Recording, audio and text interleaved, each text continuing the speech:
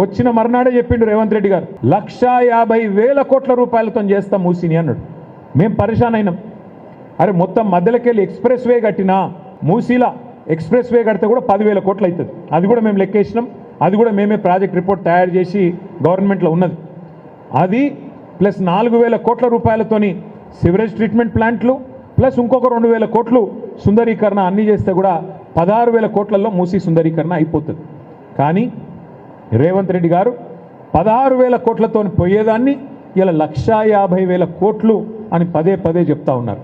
మేము అసెంబ్లీలో అడిగినాం, అయ్యా మరి 1,50,000 కోట్ల ఖర్చు అంటే ఒక డీటెయిల్డ్ ప్రాజెక్ట్ రిపోర్ట్ ఏమన్నా మీ దగ్గర ఉందా, సమగ్ర ప్రణాళిక ఉందా, ఉంటే దయచేసి చెప్పండి అన్న.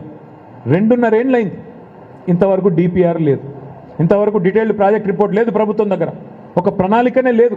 కానీ ఇవాళ కింది నుంచి మీది దాకా ఇవాళ ఇండ్లకు రెడ్ మార్కులేసి మెడల్ బట్టి నూకుతారు, అక్రమ నిర్మాణాలు అంటారు.